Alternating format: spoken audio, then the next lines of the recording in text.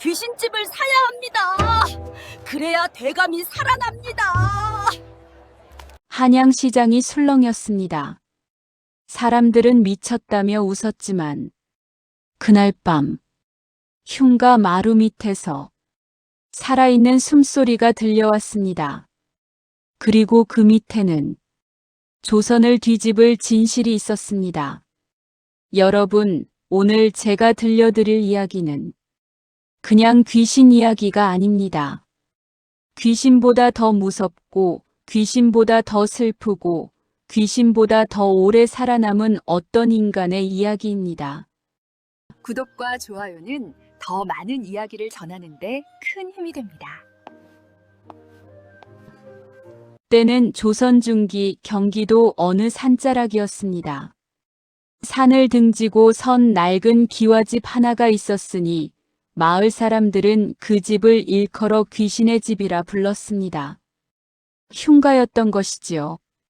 처마는 반쯤 무너져 내리고 마당에는 자풀이 허리까지 차오르고 기둥은 불에 그을려 새카맣게 타 있었습니다.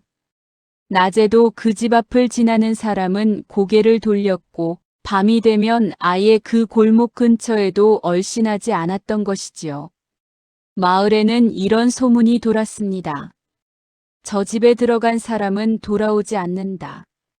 실제로 몇 해 전 호기심에 그 집을 기웃거리던 사내 하나가 이튿날 아침 발을 헛디뎌 도랑에 빠진 채로 발견되었고 그보다 앞서 담을 넘다 팔목을 부러뜨린 자도 있었으니 마을 사람들에게 그 집은 이미 산자가 발 디딜 수 없는 저승과 이승의 경계처럼 여겨지고 있었던 것이지요. 그런데 여러분, 바로 그 흉가가 서 있는 마을의 장터에서 어느 가을 아침 믿을 수 없는 일이 벌어졌습니다. 장터는 그날도 시끌벅적하였습니다. 생선장수의 외침, 비단 파는 상인의 흥정소리, 아이들의 웃음소리가 뒤섞인 가운데 한 인물이 장터를 가로질러 걸어오고 있었습니다. 조복을 단정히 차려입은 인물, 육조판서를 두루 거치고 이제는 영의정에 오른 대감 류정원이었습니다. 그는 지방 암행 중 우연히 이 마을에 들렀던 것이지요.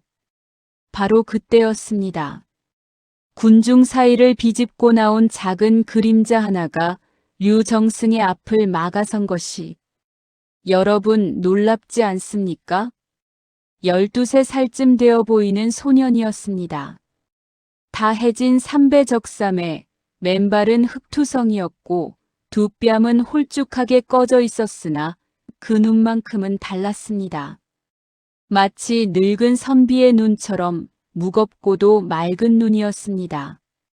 소녀는 류정승 앞에 단정히 무릎을 꿇고는 떨리는 목소리로 이렇게 말하였던 것이지요. 대감, 소인에게 청이 있습니다. 저 흉가를 사주십시오. 장터가 순간 조용해졌습니다. 사람들이 웅성거리기 시작했습니다. 저 애가 제정신인가? 흉가를, 귀신집을, 저 집을 산다고. 미쳤구먼. 비웃음이 사방에서 쏟아졌습니다. 그러나 소녀는 고개를 들지 않은 채 이 한마디를 더 붙였습니다. 그 집 마루 아래에는 아직 사람이 살아 있습니다. 그 순간 류정승의 발걸음이 멈추었습니다. 사람들이 웃음을 거두었습니다. 바람 한 줄기가 장터를 훑고 지나갔습니다. 귀신이 산다는 집 그 마루 아래에 사람이 살아있다니. 과연 그것이 사실이었겠습니까? 아니면 소년의 헛된 망상이었겠습니까? 지금부터 그 흉가가 품고 있던 10년의 비밀을 낱낱이 풀어드리겠습니다. 류정원 정승은 어떤 인물이었겠습니까? 이 시대에 드물게 청렴한 관리였으니 벼슬이 높아질수록 오히려 집은 초라해지고 옷은 낡아갔다고 전해집니다. 뇌물을 주려 찾아온 상인의 보따리를 마당 밖으로 내던지고 임금 앞에서도 직언을 마다하지 않았던 인물이었지요. 그는 이번 암행길에서도 관아의 수청을 거부하고 낡은 주막에서 홀로 잠을 청하며 민심을 살피고 있었습니다. 그런 그였으니 장터 한복판에 무릎 꿇은 소년의 눈빛을 그냥 지나칠 수가 없었던 것이지요. 일어서라. 류정승이 낮게 말하였습니다. 소년이 천천히 일어섰습니다. 가까이서 보니 더욱 기묘한 아이였습니다. 나이에 어울리지 않는 단정함, 꼭 다문 입술, 그리고 눈물 한 방울 흘리지 않으면서도 눈 속에 깊은 슬픔을 가득 담고 있는 그 눈빛. 내 이름이 무엇이냐? 윤서준이라 하옵니다. 몇 살이냐? 13살이옵니다. 부모는? 소년 윤서준은 잠깐 입술을 깨물었습니다. 없습니다. 류정승이 조용히 물었습니다. 아까 내가 한 말 흉가 마루 아래 사람이 살아있다 하였느냐? 그것이 사실이냐? 윤서준은 눈을 들어 정승을 바라보았습니다. 그 눈빛이 어찌나 단호하고 무거웠던지 류정승은 자기도 모르게 한 발짝 뒤로 물러섰다 하였습니다. 사실이옵니다, 대감. 소인은 거짓말을 모릅니다. 여러분, 이 소년 윤서준은 어떤 아이였겠습니까? 우리는 이제 그 이야기를 해야 합니다. 그로부터 10년 전으로 거슬러 올라가야 하겠습니다. 윤서준의 아버지 윤덕현은 이조 판서를 지낸 인물이었습니다. 청렴하고 강직하기로 이름이 높았으니 임금의 신임이 두터웠고 백성들의 존경을 한 몸에 받았습니다. 그러나 조정이란 곳이 어디겠습니까? 맑은 물을 흐리는 것들은 항상 있는 법이지요. 당시 조정을 쥐고 흔들던 간신, 박문술이라는 자가 있었습니다. 이 자는 표면으로는 임금에게 충성하는 척하였으나 속으로는 자신의 세도를 굳히기 위해 충신들을 하나하나 밀어내던 독사 같은 인물이었지요. 윤덕현 판서가 박문술의 비리를 낱낱이 파헤쳐 임금께 상소를 올리려 하였습니다. 여러분, 그랬으니 어찌 되었겠습니까? 박문술은 선수를 쳤습니다. 윤덕현을 영모죄로 고발한 것이지요. 조작된 문서, 매수된 증인, 거짓 자백 모든 것이 치밀하게 꾸며졌습니다. 임금은 분노하였고 금부도사가 윤덕현의 집으로 향하였습니다. 그날 밤 피비린내가 진동하였습니다. 윤 판서의 집안은 단 하룻밤 사이에 멸문지화를 당하였으니 그 집에 있던 가족과 하인들이 모두 끌려가거나 목숨을 잃었습니다. 그 아비규환의 밤 딱 2사람만이 살아남았습니다. 갓난아이였던 윤서준, 그리고 그를 품에 안고 불길 속을 빠져나간 노복막동이라 불리던 충복이었습니다. 그리고 막동은 아이를 마을 밖 멀리 도망치게 한 뒤 다시 그 불타는 집으로 돌아갔습니다. 왜냐고요? 그 집 마루 아래에는 아직 꺼내지 못한 것이 있었기 때문이었습니다. 윤 판서가 목숨을 걸고 모아온 박문술의 영모 증거 문서들이었습니다. 막동은 그 문서들을 지키기 위해 불타는 집으로 돌아간 것이었지요. 그날부터 10년이 흘렀습니다. 세상은 그 집이 귀신의 집이 되었다 하였습니다. 그러나 윤서준만은 알고 있었습니다. 그 마루 아래 막동이 아직 살아있다는 것을. 소녀는 이 마을에서 남의 집 허드렛 일을 하며 끼니를 이어가면서 매일 밤 몰래 그 흉가에 음식을 갖다 놓았습니다. 마을 사람들은 그것을 귀신에게 바치는 제물이라 여겼습니다만 그것은 제물이 아니었습니다. 마루 아래에서 숨죽여 살고 있는 막동을 위한 밥이었던 것이지요. 류정승은 한동안 말이 없었습니다. 소년이 들려준 이야기를 다 들은 뒤 그는 마른 입술을 한번 축이고는 조용히 말하였습니다. 그 집으로 안내하거라. 수행하던 관리들이 말렸습니다. 대감 아니되옵니다. 저 집은 흉가라 하지 않습니까? 괜한 봉변을 당하실까 염려됩니다. 그러나 류정승은 이미 걸음을 내딛고 있었습니다. 여러분, 사람이 진심을 보았을 때는 발이 먼저 움직이는 법 아니겠습니까? 흉가로 향하는 산길은 가파르고 좁았습니다. 가을이었음에도 그 산자락만큼은 유독 나뭇잎이 일찍 떨어져 앙상한 가지들이 하늘을 가리고 있었습니다.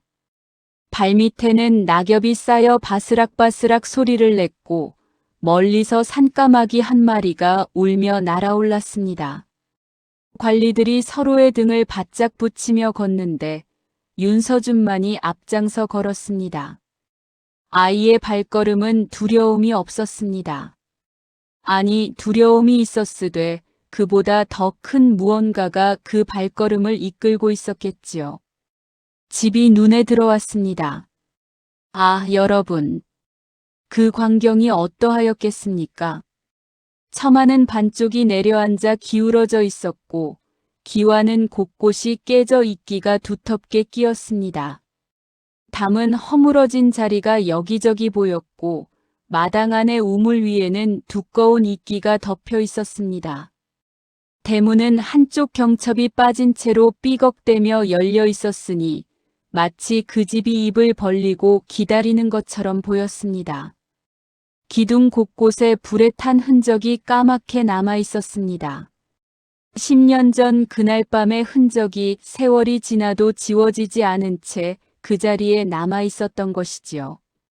관리 하나가 기둥을 손가락으로 살짝 건드렸다가 손끝에 묻어난 검은재를 보고는 저도 모르게 뒷걸음질 쳤습니다.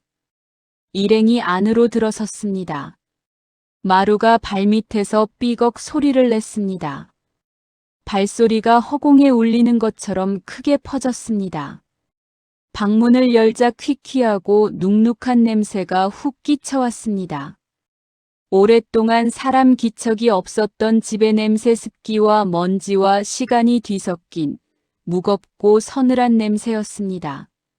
창호지는 모두 사과 구멍이 숭숭 뚫려 있었고 방 안구석에는 거미줄이 두텁게 쳐져 있었습니다. 해가 기울자 집안이 급격히 어두워졌습니다.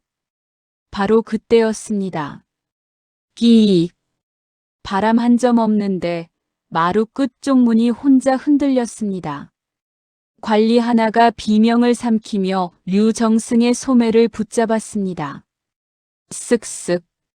어디선가 들려오는 소리. 마치 무언가가 나무 표면을 긁어내는 듯한 소리. 조용히 그러나 또렷이. 류정승이 눈을 가늘게 떴습니다. 저 소리. 윤서준이 고개를 떨구었습니다. 소년의 두 눈에서 조용히 눈물이 흘러내렸습니다. 마루 아래에서 납니다. 일행은 그날 밤 그 흉가에서 지새기로 하였습니다. 류정승의 명이었으니 관리들은 감히 거역하지 못하였으되 그 표정들이 어떠하였겠습니까? 삼복더위에도 오한이 드는 낯빛이었지요. 횃불 두어 개를 켜서 집안을 밝혔으나 오히려 그 불빛이 만들어내는 그림자들이 더욱 기묘하게 움직이며 벽을 타고 흘렀습니다. 첫 번째 이상한 일이 벌어진 것은 초저녁이었습니다. 관리 하나가 마당 귀퉁이에 저녁 밥상을 차려두었는데 이경이 지나도록 아무도 손을 대지 않았습니다. 두려워서 먹을 생각도 못하고 있었던 것이지요. 그런데 한참 뒤에 돌아보니 밥 한 그릇이 깨끗이 비어 있었습니다. 젓가락 하나 움직인 사람이 없었건만 말입니다. 저게 어찌 된 일이야? 관리들이 서로 얼굴을 마주 보았습니다. 두 번째 이상한 일은 삼경이 지났을 무렵이었습니다. 류정승이 졸음을 참으며 방 안에 앉아 있는데 마루 쪽에서 소리가 들려왔습니다. 쓱쓱쓱쓱. 처음에는 짐승 소리인가 하였습니다. 쥐가 나무를 긁는 소리일 수도 있었겠지요. 그러나 그 소리는 쥐가 내기에는 너무 규칙적이었고 너무 완만하였습니다. 마치 사람이 손가락으로 천천히 일정한 간격으로 긁어내는 것처럼. 쓱 잠시 침묵. 쓱 잠시 침묵. 쓱. 류정승이 방문을 열고 마루로 나섰습니다. 소리는 마루 아래에서 났습니다. 그는 허리를 숙여 마루 판자에 귀를 갖다 댔습니다. 숨소리가 들렸습니다. 여러분 믿어지십니까? 사람의 숨소리가 마루 아래에서 들렸습니다. 아주 약하고 아주 가늘고 그러나 분명한 살아있는 인간의 숨소리가. 류정승의 가슴이 쿵 하고 내려앉았습니다. 그는 몸을 일으켜 주위를 돌아보았습니다. 그때 세 번째 이상한 일이. 마루 끝쪽 먼지가 두텁게 쌓인 곳에 발자국이 있었습니다. 오가는 사람이 없었는데 분명히 누군가 다녀간 흔적인 작은 발자국이 마루 끝에서 마루 판자의 틈새 쪽으로 이어져 있었습니다. 작은 발자국, 맨발의 흔적. 저 발자국은 뒤에서 목소리가 들렸습니다. 윤서준이었습니다. 소녀는 자지 않고 어두운 구석에 웅크리고 앉아 있었던 것이지요. 소인이 어젯밤에 음식을 놓고 간 흔적이옵니다. 류정승이 소년에게 천천히 걸어갔습니다. 언제부터냐? 기억이 나지 않을 만큼 어릴 때부터이옵니다. 소인이 걸음마를 배우자마자 막동 어른이 아직 살아계심을 알았사옵니다.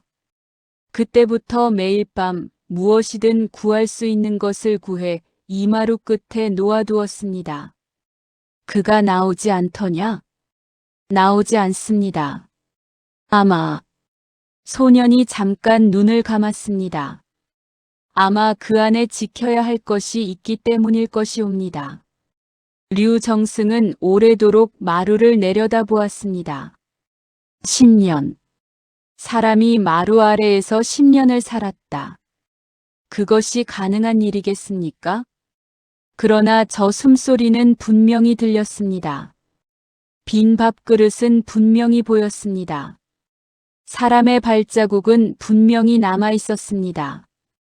바로 그날 밤 더 충격적인 일이 벌어졌습니다. 사경이 막 지났을 무렵 류정승의 수행관리 중 가장 담이 작은 자가 화장실을 가겠다며 마당으로 나갔습니다. 그런데 한참이 지나도 돌아오지 않는 것이 아니겠습니까? 일행이 횃불을 들고 마당으로 나갔더니 그 관리가 마당 한가운데 서서 텅 빈 우물을 내려다보고 있었습니다. 넋이 나간 표정으로. 이보게 왜 이러는가? 관리가 손을 들어 우물 쪽을 가리켰습니다. 저기서 손이. 사람들이 우물 쪽으로 횃불을 들이밀었습니다. 우물 안은 텅 비어 있었습니다. 그러나 우물 안벽에 손가락으로 긁은 흔적이 가득 남아 있었습니다. 마치 안에 갇힌 누군가가 탈출하려다 남긴 것처럼.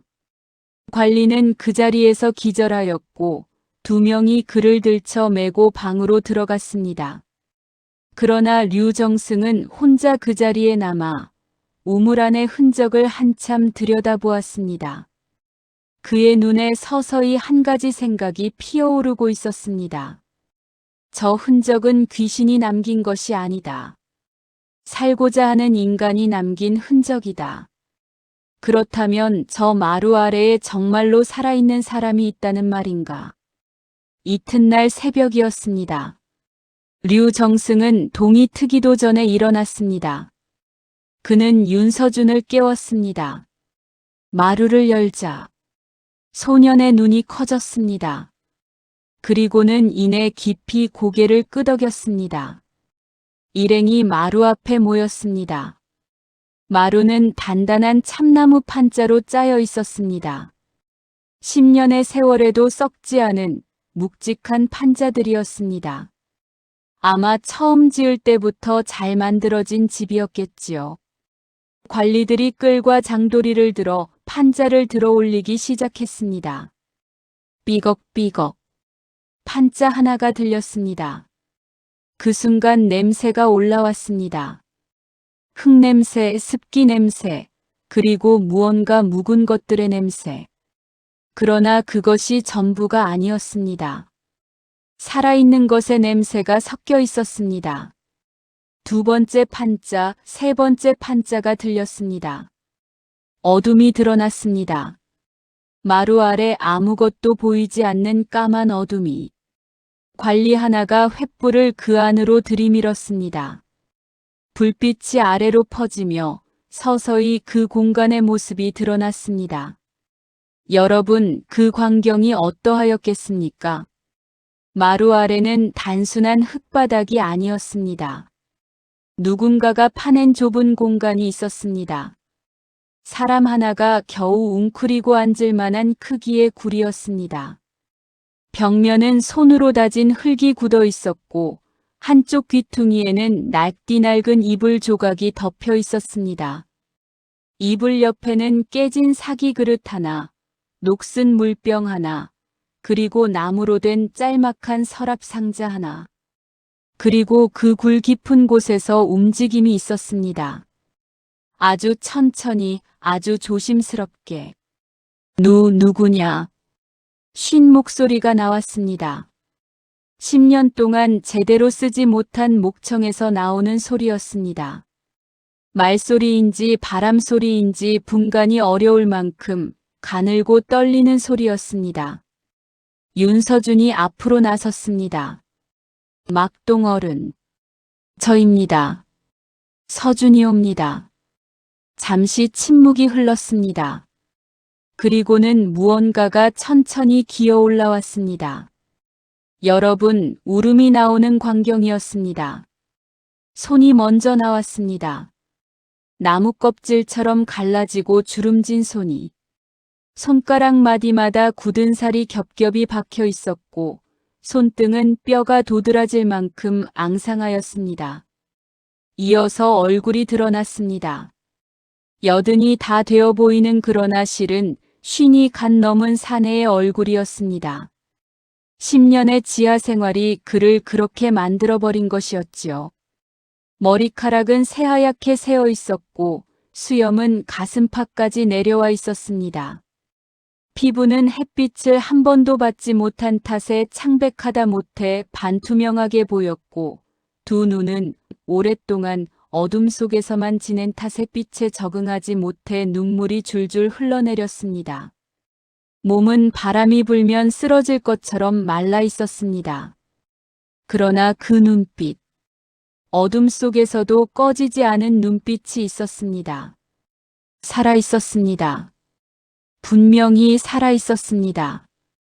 막동이라 불리던 그 충복원래 이름은 박수철이었습니다만 하인이었기에 이름보다 그 별명으로 더 많이 불렸습니다. 그는 떨리는 손으로 마루 위를 짚으며 천천히 몸을 끌어올렸습니다. 뼈만 남은 무릎이 마루 바닥에 닿자마자 그가 기어이 엎드렸습니다. 완전한 큰절이었습니다. 이 몸이 절을 할 수 있다는 것이 신기할 만큼 쇠약하였음에도 그는 이마를 마루 바닥에 짚고 엎드렸습니다. 소인 막동이옵니다. 판서 어른의 명을 받들어 이 자리를 지켜왔사옵니다. 그 목소리가 끊겼습니다. 그의 등이 들썩이기 시작했습니다. 10년 동안 혼자 삼켜왔던 것들이 그제야 터져나왔습니다. 소리 없는 울음이었습니다. 소리를 낼 수 없는 10년의 세월이 소리 없는 울음으로 흘러나왔습니다. 윤서준이 그 자리에서 무릎을 꿇었습니다. 소년의 두 뺨에도 눈물이 쉼없이 흘러내렸습니다. 막동 어른 고생하셨습니다. 류정승도 눈시울이 붉어졌습니다. 수행하던 관리들도 고개를 돌려 눈을 훔쳤습니다. 여러분, 이 장면을 그냥 스쳐 지나지 마십시오. 이 사람이 지하에서 보낸 10년의 세월을 한번 헤아려 보십시오. 봄이 와도 꽃을 볼 수 없었습니다. 여름이 와도 햇볕을 느낄 수 없었습니다. 가을이 와도 낙엽 소리를 들을 수 없었습니다. 겨울이 와도 눈을 밟아볼 수 없었습니다. 그저 어둠 속에서 차가운 흙바닥 위에서 작은 아이가 몰래 놓아두는 밥 한 그릇에 의지하며 하루하루를 버텼습니다. 왜 그렇게 하였겠습니까? 왜 도망치지 않았겠습니까? 막동은 그 이유를 조금 뒤에 밝혔습니다. 판서 어른께서 마지막으로 소인에게 이르셨습니다. 막동아, 내가 이 문서들을 지켜야 한다. 이것이 세상에 나오는 날 억울한 원혼들이 눈을 감을 수 있을 것이다. 그날까지 살아있거라. 살아있어야 한다. 도망치지 말고 살아있거라. 그 말을 전하는 막동의 목소리가 또 끊겼습니다. 소인은 그 명을 지켰을 뿐이옵니다. 류정승이 주먹을 꽉 쥐었습니다. 명을 지켰을 뿐. 그 한마디가 그 자리에 있던 모든 이의 가슴을 후벼 팠습니다. 막동은 떨리는 손으로 그 낡은 나무 서랍 상자를 끌어올렸습니다. 상자는 오랜 세월의 나무가 뒤틀리고 금이가 있었지만 그 안에 든 것을 보호하기 위해 기름 먹인 비단 보자기로 몇 겹이나 감싸두었습니다. 막동이 그것을 류정승 앞에 내밀었습니다. 이것이 판서 어른이 목숨을 걸고 모으신 것이옵니다. 류정승의 손이 살짝 떨렸습니다. 그는 보자기를 조심스럽게 풀었습니다. 층층이 쌓인 문서들이 나왔습니다. 첫 장을 펼친 순간 류정승의 눈이 크게 벌어졌습니다. 여러분, 그 문서 안에는 무엇이 있었겠습니까? 박문술 당시 조정을 쥐고 흔들던 그 간신이 윤덕현 판서를 영모로 모함하기 위해 문서를 조작한 전 과정이 적혀 있었습니다. 거짓 증인을 매수한 금전 기록, 자백을 강요하기 위해 사용한 고문 방법을 지시한 밀서, 임금에게 올린 보고서와 실제 사실 사이의 차이를 증명하는 원본 문서들, 그리고 박문술이 실제로는 외세와 결탁하여 조정의 기밀을 넘겼다는 증거. 영모죄로 처형된 윤덕현 판서가 아니라 박문술이야말로 진짜 영모꾼이었습니다. 류정승이 문서를 읽어내려가는 동안 그의 표정은 분노로 굳어갔습니다. 주먹이 떨렸습니다. 이를 악물었습니다. 이것이 사실이라면. 막동이 힘겹게 말하였습니다. 모두 사실이옵니다, 대감. 소인이 직접 보고 들은 것들이옵니다. 소인은 그 현장에 있었사옵니다. 류정승이 일어섰습니다. 이 문서들을 즉각 한양으로 보내라. 어명을 기다릴 것 없이 내 이름으로 보낸다. 관리들이 일제히 움직였습니다. 그러나 류정승은 그 자리에서 잠시 멈추어 마루 위에 무릎 꿇고 앉은 막동을 내려다보았습니다. 그리고 낮게 그러나 분명하게 말하였습니다. 내가 살아있어서 천만다행이다. 정말로. 막동의 눈에서 또다시 눈물이 흘렀습니다. 이번에는 소리가 났습니다. 10년 만에 처음으로 그는 소리를 내어 울었습니다. 판서 어른, 드디어 때가 왔사옵니다. 그 울음소리가 허물어진 처마를 타고 하늘로 올라갔습니다. 류정승이 가져온 문서는 한양으로 올라갔습니다. 여러분, 그 파장이 어찌 되었겠습니까? 임금이 문서를 받아보신 날 조정이 뒤집혔습니다. 박문술이 당장 잡혀 의금부에 내려갔습니다. 신문이 시작되었고 매수된 증인들이 하나둘 자백을 시작하였습니다. 조작된 문서들이 드러났고 거짓으로 꾸며진 영모 사건의 전말이 낱낱이 밝혀졌습니다. 박문술은 끝까지 자신의 죄를 부인하였습니다. 눈을 부라리며 소리를 질렀습니다. 자신이 조정을 위해 얼마나 공을 세웠는지를 떠벌렸습니다. 자신의 편에 서 있는 세력들을 믿었습니다. 그러나 증거 앞에서는 어떤 변명도 소용이 없었습니다. 10년 동안 마루 아래에서 지켜온 진실이 마침내 빛을 본 것이었지요. 박문술은 차명에 처해졌습니다. 그의 일가는 재산을 몰수당하고 유배에 처해졌습니다. 그와 함께 권력을 나누어 누리던 무리들도 줄줄이 관직을 삭탈당하고 처벌을 받았습니다. 권선징악. 착한 자는 복을 받고 악한 자는 벌을 받는다는 그 오래된 이치가 10년이라는 긴 세월을 돌아 마침내 이루어진 것이었습니다. 그리고 윤덕현 판서에게는 신원이 내려졌습니다. 억울한 누명이 씻겼습니다. 영모죄인으로 기록되었던 이름이 지워지고 충신의 이름이 다시 새겨졌습니다. 임금은 친히 윤덕현의 위패에 제를 지내라 명하였습니다. 그 제삿날 윤서주는 아버지의 위패 앞에 무릎을 꿇고 엎드렸습니다. 소녀는 한동안 아무 말도 하지 못하였습니다. 흐느낌도 없었습니다. 그저 이마를 바닥에 댄 채 어깨만 가늘게 떨렸습니다.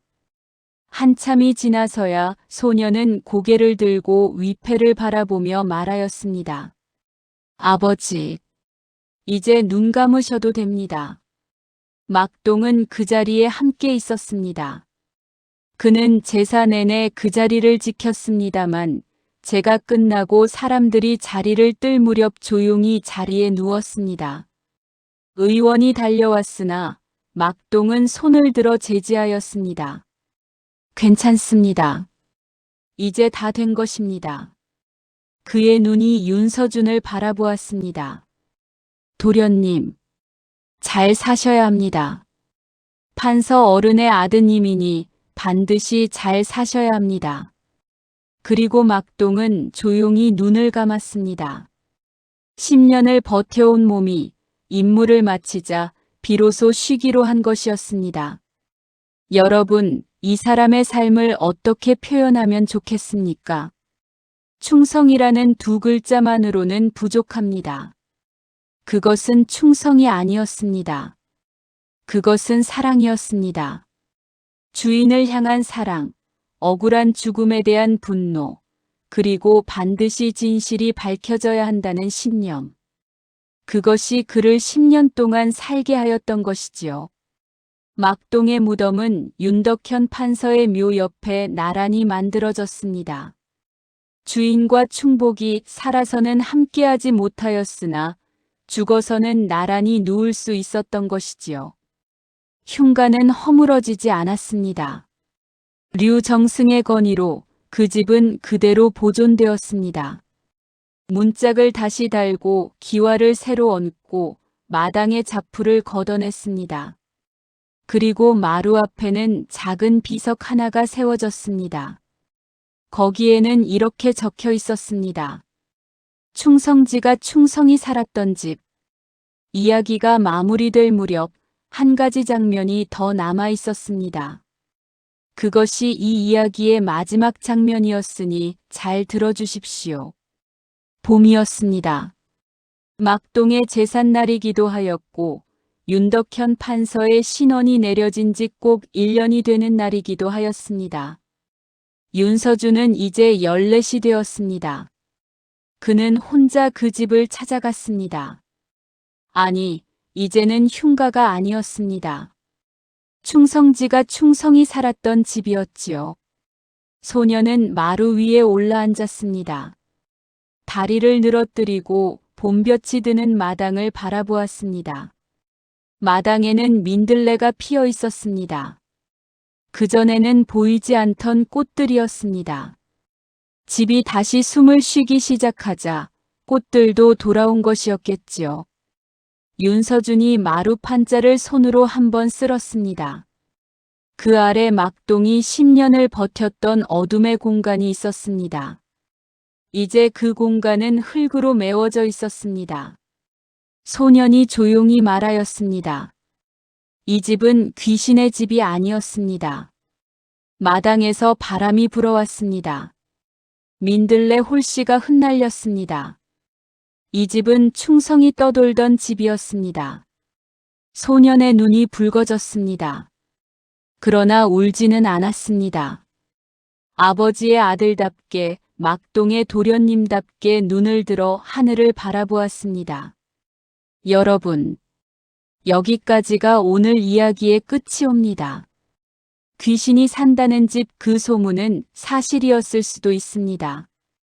억울하게 죽어간 이들의 원혼이 그 집 위를 떠돌고 있었다면 그것이 귀신이 아니고 무엇이겠습니까?